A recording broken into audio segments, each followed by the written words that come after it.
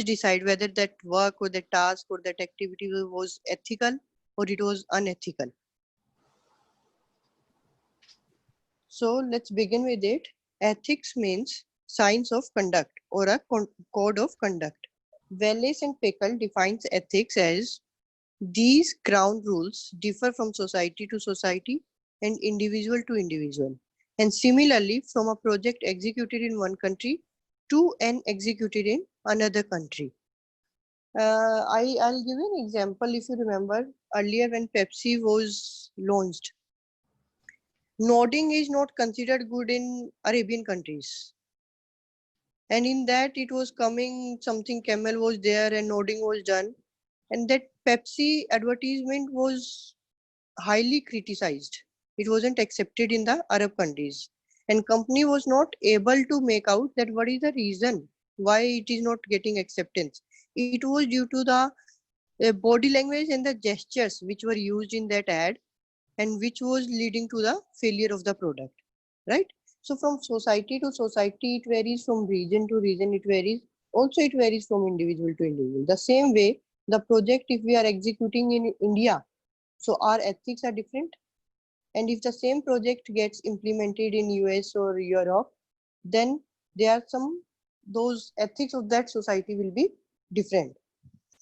If I take an example from our general life, routine life, suppose I'm teaching in the class, I'm on the podium, a student is late for 10 minutes. After 10 minutes, if he or she comes and directly enters into the class, what would happen? What do you think? If I am in the class, I am taking a lecture and you are late, how would you enter the class? Ma'am, by asking, seeking permission from you. Yeah, you would be seeking the permission, you would be knocking, then you would be seeking the permission, I would allow you, then you'll go and sit, right? Yes, Because ma'am. these are our moral values, these are our ethics. This is considered ethical or morally right. But in Western culture, what do they say? They say that knocking and seeking permission, pausing the lecture, you disturb the whole class. If somebody is late, he or she is supposed to go and just take the class instead of disturbing the teacher and disturbing the whole class. So see how it varied. But if the same thing happens in case of India, it would be considered very rude behavior on part of students, right? I hope I made myself clear. Yes, ma'am. Okay, beta. So ethics refer to the moral principles that are accepted by the majority of the members of the society. Project manager should exercise care when dealing with ethical issues that arise during the development and implementation of a project. The decision taken by a project management professionals will have an impact on the quality of life of various stakeholders of the project. There are insiders also, and there are external stakeholders also in every business and in every project, right? Outsider stakeholders, external stakeholders can be your environment, your society, your customer, or some other dealers with whom you are dealing. And your insiders can be your employees, your management, and your some technical help. Some common ethical mistakes committed by businesses. First is taking shortcuts in order to meet the schedule or budget, right? It is not considered ethical in case of project management. If just to complete the project or do something, you take a shortcut. Whatever has been planned, the way it was charted out, you are supposed to go according to that.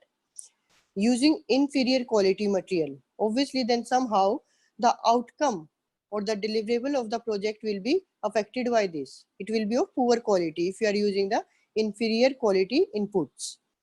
Compromising on safety measures.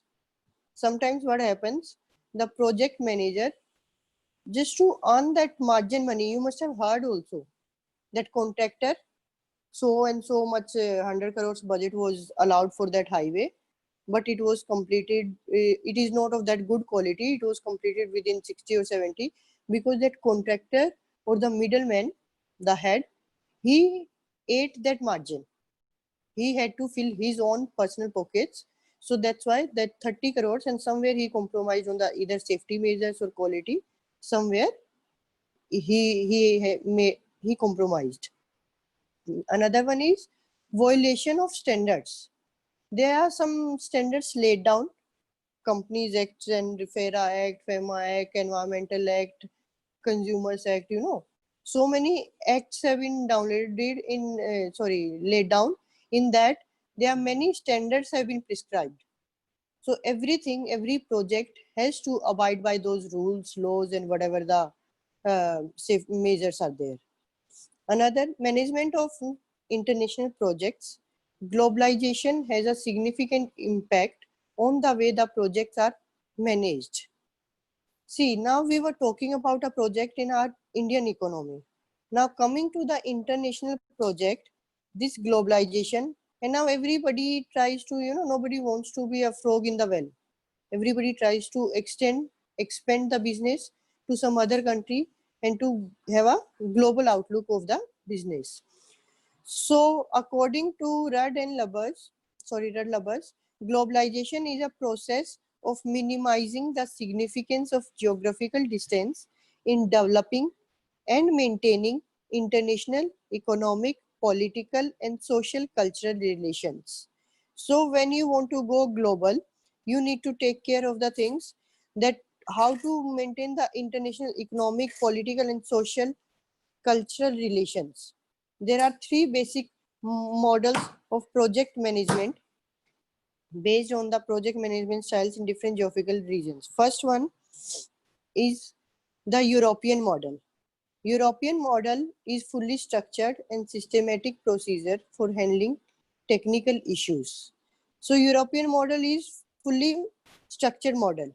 It is very systematic. Then next, coming to the North American model, it is also a very formal and rigid model, but not as rigid.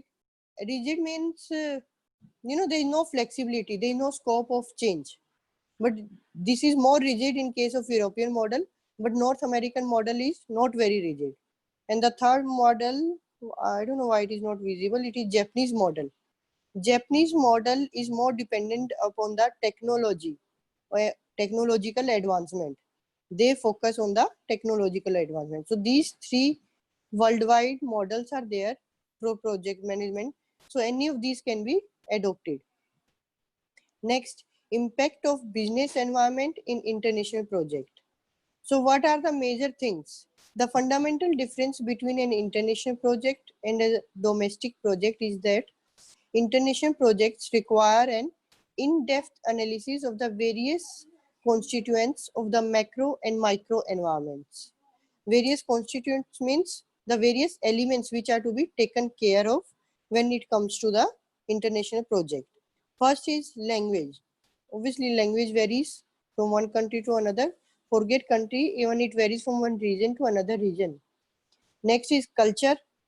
What is the cultural difference of your country and your country where you're planning to go to?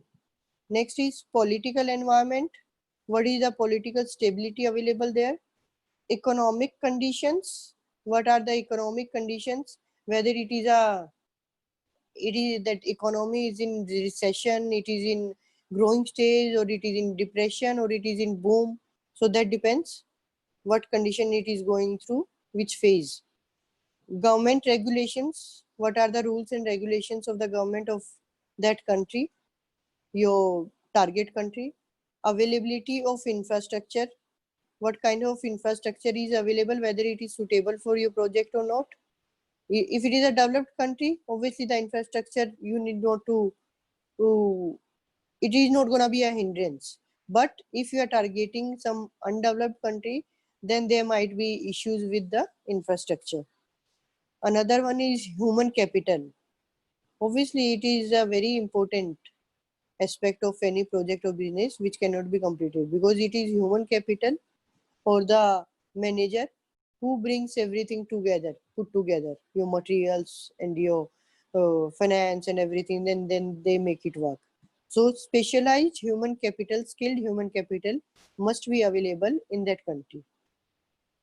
The success or failure of an international project is based on the pre-analysis of the micro and macro environment of the country where the project is to be implemented. That means that whether your project will turn out to be a success or it will turn out to be a failure, that would depend upon the depth of the pre-analysis done by you. Depth in the sense how adequately you were able to analyze their micro and macro environment. If you correctly judge them, correctly predicted them, then your project is going to be a success. And if you fail to make an analysis on a proper basis, then you can fail in your project.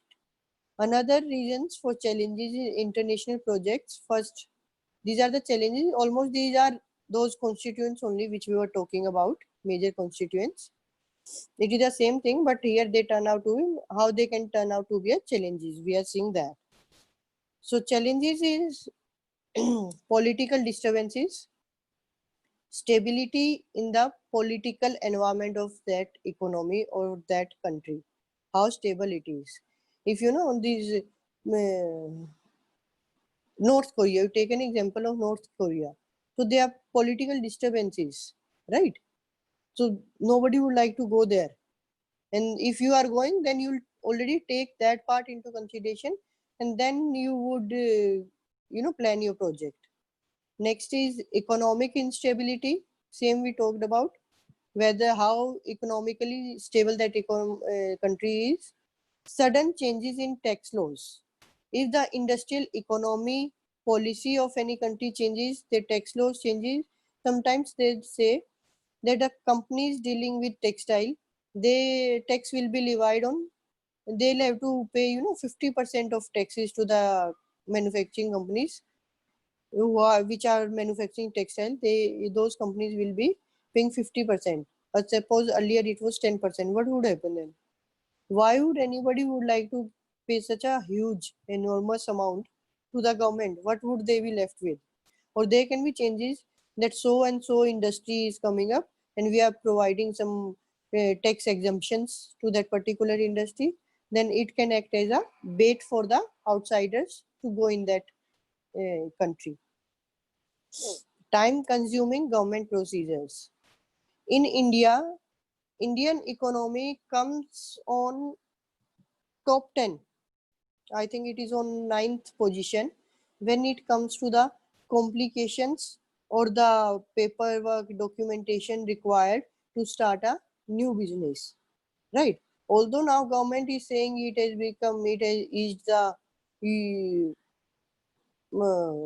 policies and many rules have been removed to make it more lenient and more open for the entrepreneurs to start, but still it holds in the top 10 somewhere, that it is when if you want to, if you are willing to start a business in India, you have to go through lots of procedures, lots of paperwork, lots of documentation work. Many NOCs and approvals are required. In India, it is true to say that applying a arms license, gun license is easier. It requires only 6 or 7 NOCs. But if you want to open up a restaurant, then you have to take at least 11 or 12 approvals from the departments. So there is no logic although, but this is the scenario when government has already eased the process. Earlier it was much more complicated and much more tedious. Cultural barriers.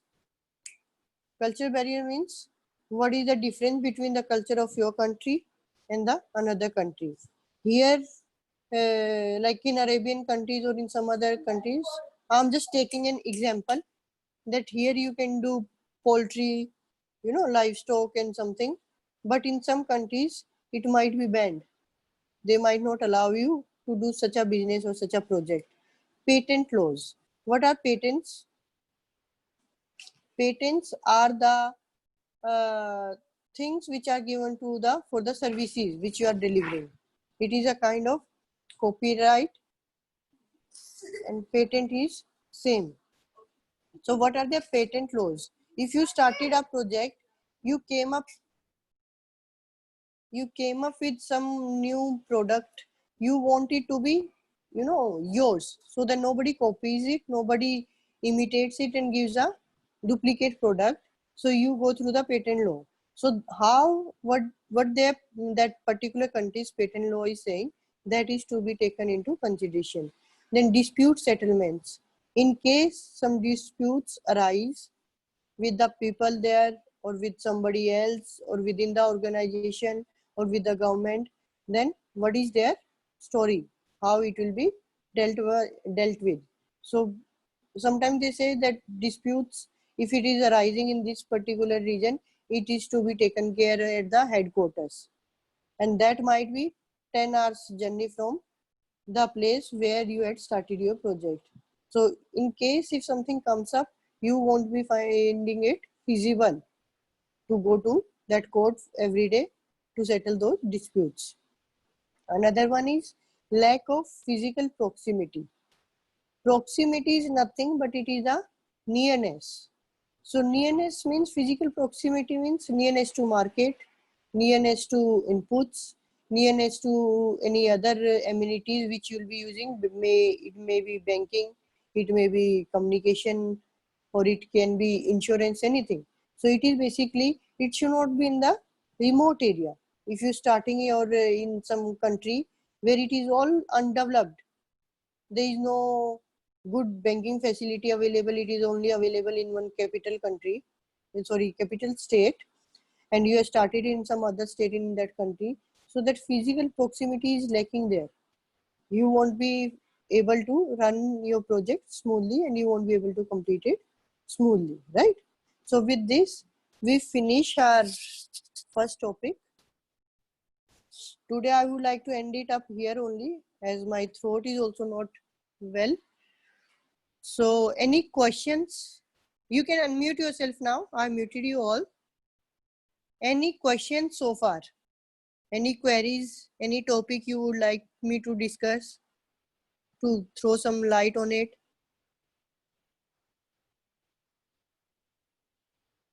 All of you, please unmute yourself. Or the one who has a query can unmute. Is it clear so far? Yes, ma'am. Yes, ma'am.